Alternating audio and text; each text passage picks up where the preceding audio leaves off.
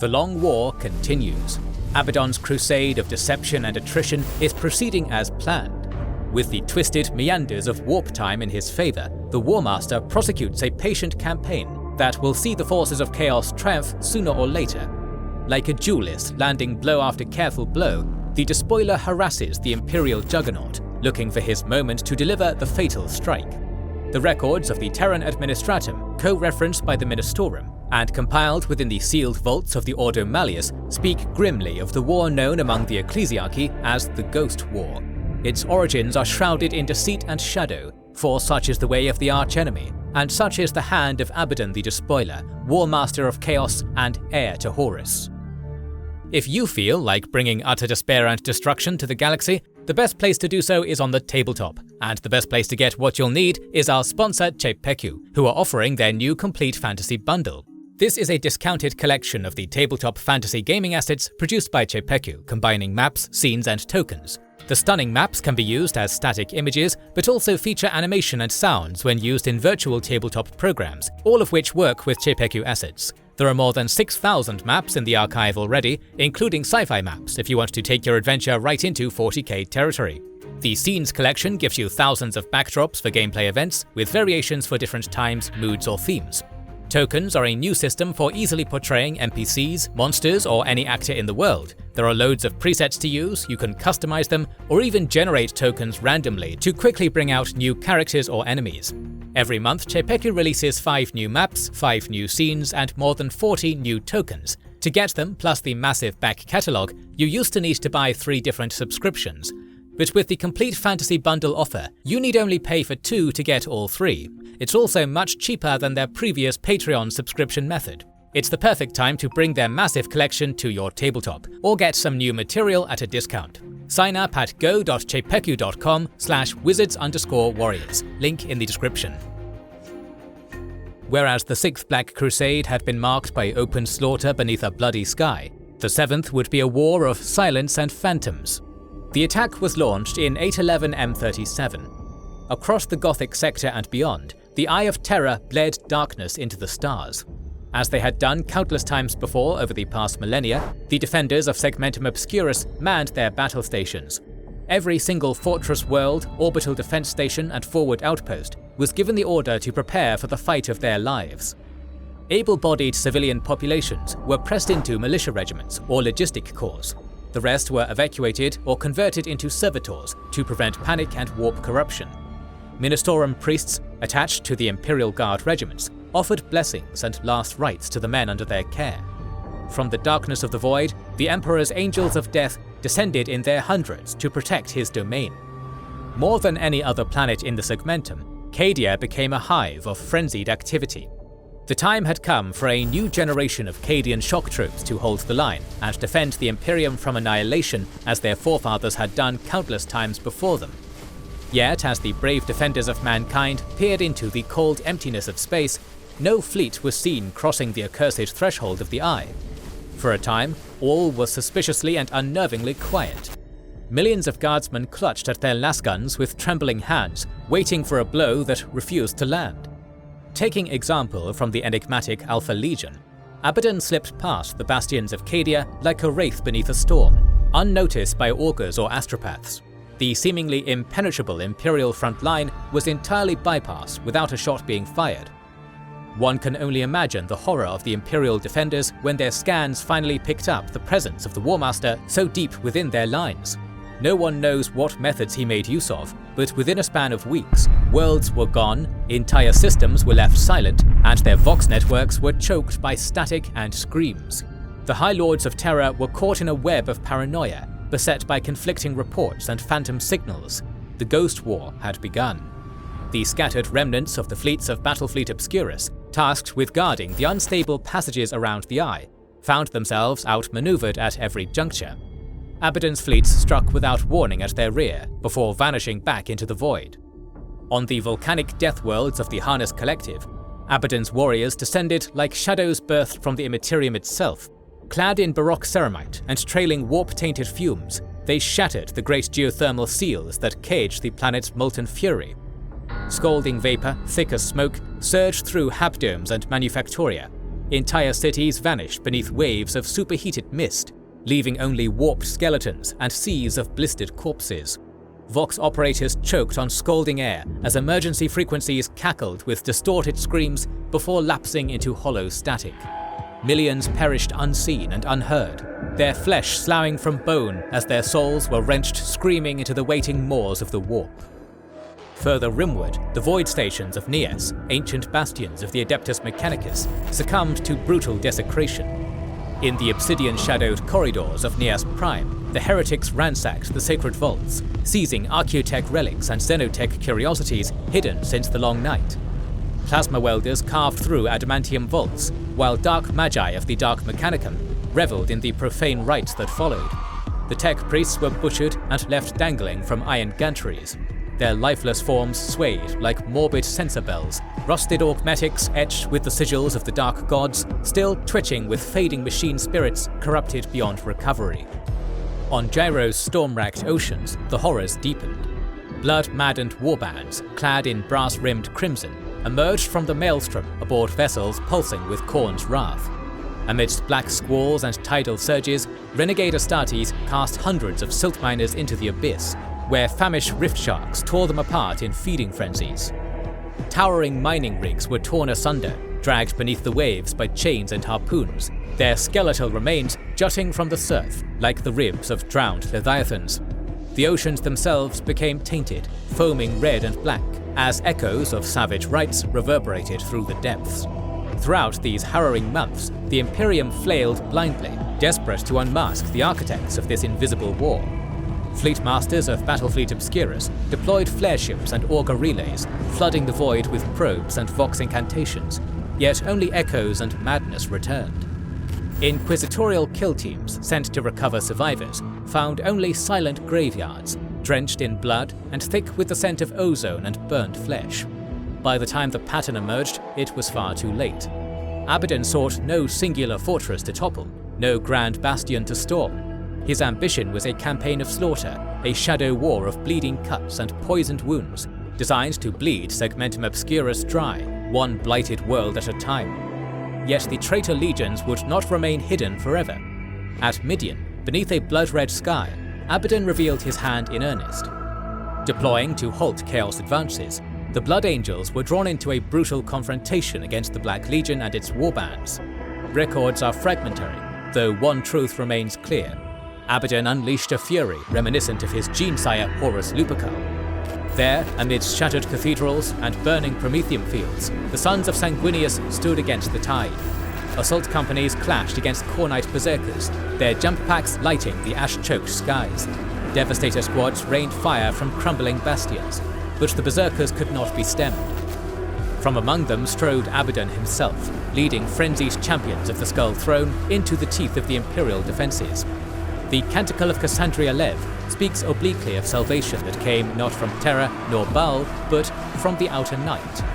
A grey-clad chapter of uncertain origin, their warships emerging from void darkness, fell upon the pursuing Black Legion.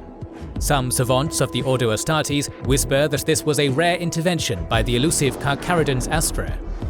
From the half-mythical writing of Saint Lev, Imperial scholars are told that these silent warriors fell upon the servants of the Skulled One with great fury from the darkness, unseen as the beast that lurks beneath the black waters. So were the remnants of the Blood Angels spared total annihilation on that day, and yet the Ghost War was not over. The final battle would be decided upon Makan, a dust-choked frontier world on the edge of oblivion. Its winds howled across barren plains, scouring the land with grit and ash. Settlers clung to existence, eking out their lives with meager dust mills that strained to draw even the slightest moisture from the atmosphere. The planet was a place where the sun never fully broke through the haze, and where the only respite came from the scarce and precious moments when the dust storms subsided. It was here, amidst the relentless dust and the ceaseless howling winds, that the war reached its grim crescendo. Determined to halt the advance of Abaddon's forces, the Blood Angels chapter descended upon Makan in full force. Every warrior, every tank, every drop pod was summoned to the battlefield. Reinforcements from the Rampagers chapter joined the fray, adding the cunning of the sons of Jagatai to the ferocity of the spawn of Sanguinius. The entire legacy of Baal stood firm against the Black Legion's encroaching might. The chronicles recount Reclusiarch Thalastian Jorus leading the Blood Angels in prayer, his voice raised above the howling storms of dust and flame that roared around them. He stood resolute, his crozius raised high as battle brothers gathered in the sand, their armor pitted and scratched from previous engagements, but their resolve unbroken. Some claimed that the very winds were thick with the sorrow of the Imperium, as if the Emperor himself wept for those who would fall. The Black Legion struck with unholy precision. Abaddon, towering and black-clad in his Terminator armor, led the charge with cold, brutal calculation. At his side, the Sorcerer Lord Iskander Kion unleashed the powers of the warp, twisting reality itself to his will, while the duelist Telemachon Lyris danced through the battlefield, his blade flashing with deadly grace. They carved a bloody path through the Blood Angels, tearing through them with glee, their bolter-fire and chainswords unable to halt the onslaught. The forces of the Black Legion shattered the Blood Angels' ranks, tearing through their defensive lines like a tempest. Assault Marines, leaping into the fray with their jetpacks roaring, were torn apart mid-air, their bodies falling in mangled heaps of gore. Devastators, positioned to rain death upon the enemy, were crushed beneath the weight of demon-infested war engines, their weapons useless against the infernal tide that surged towards them. Even the mighty Blood Angels could not withstand the ferocity of the Black Legion. Captain Acreon stood at the front, his armor engraved with the symbols of his chapter's ancient victories as he led the charge against Abaddon's warbands. Their final confrontation would echo through the ages, a brutal reminder of the duel between the Angel and the fallen Warmaster Horus. Striking with all the fury of a battle brother who had lived through countless wars, Acreon clashed with Abaddon beneath the burning sky. The battle was swift and brutal, but in the end it was Abaddon's blade that struck true. With a final fatal blow, the captain of the Blood Angels fell, his power sword clattering to the ground, his life extinguished in an instant. By the time the battle ended, Makkan had become a wasteland. The sky was choked with ash, and the stench of death hung heavy in the air. The warriors of the Black Legion had left their mark upon the world, and the Blood Angels, though fierce, had fallen beneath the weight of their enemies' might. The plains were littered with the bodies of both sides, a grim testament to the carnage that had unfolded. The winds, now heavy with the stench of burnt flesh and shattered armor, carried the whispers of the fallen, lost forever to the brutal tide of war. Yet even in defeat, there was defiance. Days had passed since the battle's end, and the dust of Makkan still clung to the air, heavy with the scent of burnt flesh and scorched earth. The Black Legion had desecrated the fallen, Blood Angels and heretics alike, leaving their broken bodies strewn across the land like discarded refuse. Where the blood of the faithful had once soaked the ground, now only ash remained. The sky itself had seemed to darken further, as though the very heavens mourned the loss. Yet even in this endless blackness, there was still a flicker of hope, a final act of defiance. Reclusiarch Thalastian Jorus, though gravely wounded and haunted by the madness of the Black Rage, had not fallen to despair. In the weeks after the carnage, as the traitors revelled in their victory and corrupted the dead, Jorus and a small cadre of his surviving brethren emerged from the endless wastelands, each clad in the black armor of the Death Company. Cloaked by the swirling dust storms and the cover of darkness, they advanced like wraiths, seeking a final vengeance against the heretic Warmaster. It was a testament to Jorus' skills as a warrior and leader that he managed to retain control of his insane brethren under such conditions. The tale of what transpired next has passed into whispered legend, shared only in hushed tones within chapels and librariums, for none who witnessed it fully understood the depths of the madness that drove these Astartes to such fury.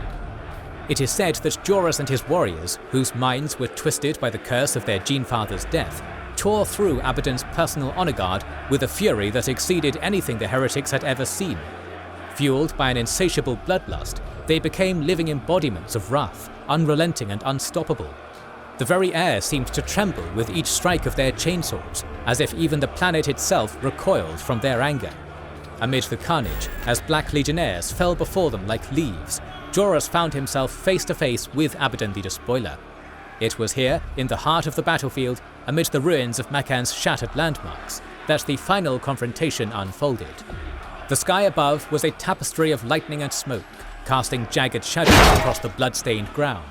Driven by pain and honor, Joruss locked blades with Abaddon in a clash the likes of which the War Master had not experienced since his duel with Sigismund.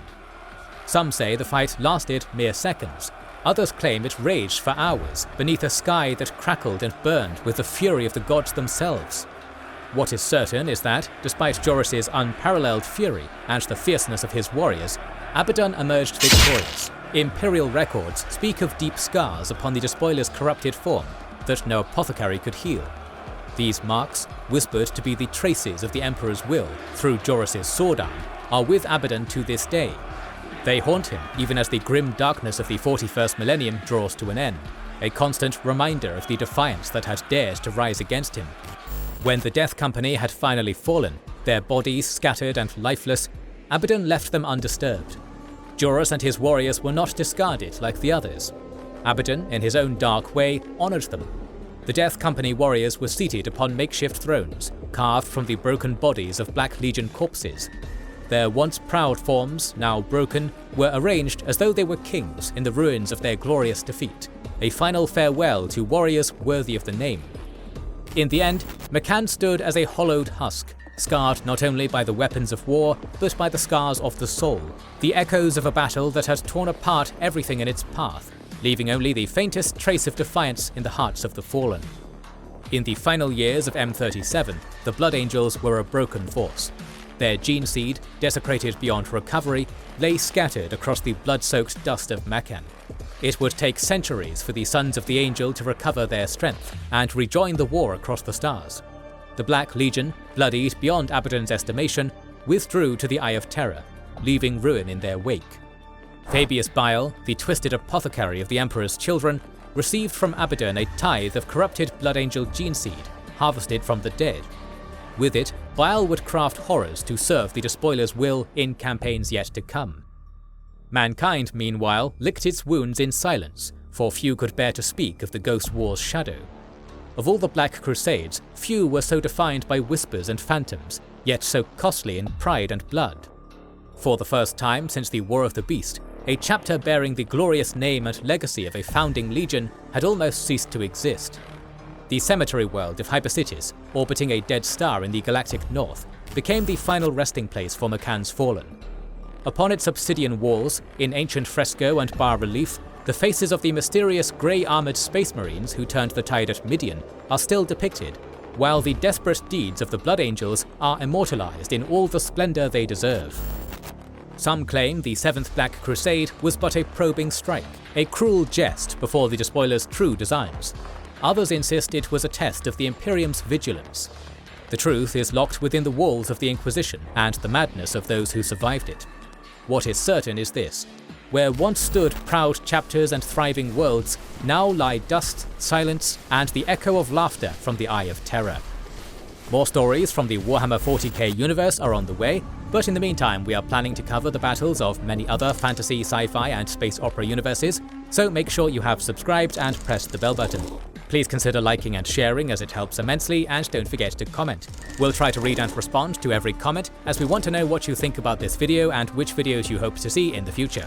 This is the Wizards and Warriors channel, and we'll catch you on the next one.